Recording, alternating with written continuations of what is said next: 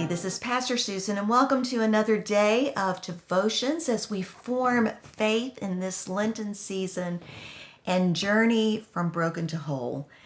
Today we're going to be talking about the crucifixion of Jesus and some things that happened there in Luke's gospel.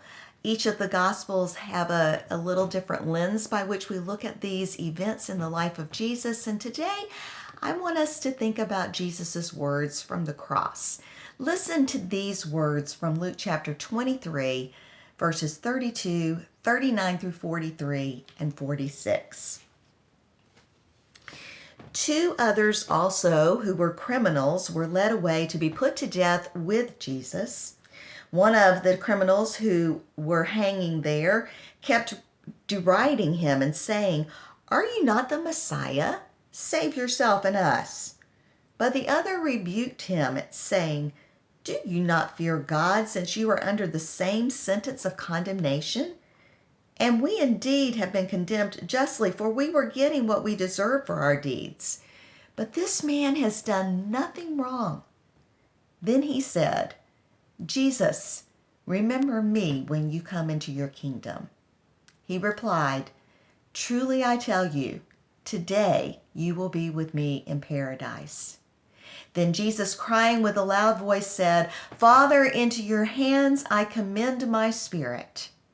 Having said this, he breathed his last. Coming up in a week or two, we're going to be having on Good Friday, we're going to be having a special service focusing on the 7 last words of Jesus from the cross. And we hear a couple of those today, and we think about what those words might have meant. Of course, with the thieves on the cross, to have Jesus to say to someone who he'd never spent any time with, "Today you will be with me in paradise," was just a reminder of the depth of Jesus's love and grace that did not depend upon anything other than that grace for that thief, and the promise that gives to us of life eternal. But I want to focus today on actually Jesus's very last words. "Father, into your hands I commend my spirit." Basically in this, Jesus is saying, "Here I am, God. Here I am. Give me your life. Life beyond life. Life with a capital L. Life eternal." You know, I shared in the written devotional today, a time that was very important for me to be a part of.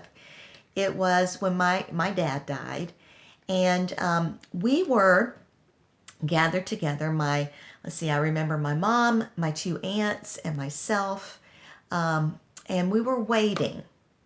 My dad was very, very near death. We were waiting for my dad's best friend, Daryl, to get there.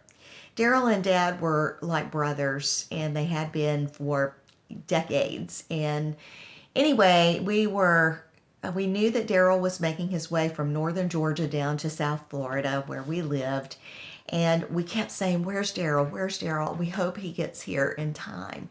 And we knew Dad was very, very near death. Mom was sitting there right beside him. And Daryl made his way into the room. And just as soon as we acknowledged his presence, my dad died. And at that very moment, my mom said, "Into your hands we commend Bobby's spirit." What grace for Mom! And what a grace for the rest of us. Because it was a moment that was sacred and holy. And these words from Jesus, words of faith in God, were with us as my dad made his way to paradise. And so today, as we think about our trust in God, I want to read these words from Psalm 131 as a prayer.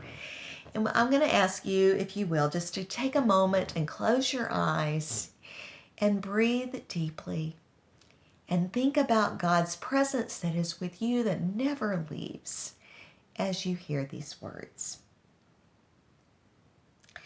O Lord, my heart is not lifted up. My eyes are not raised too high. I do not occupy myself with things too great or too marvelous for me.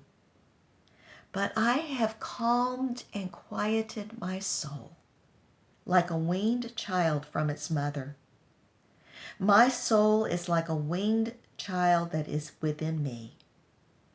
O Israel, hope in the Lord from this time on and forevermore. Amen.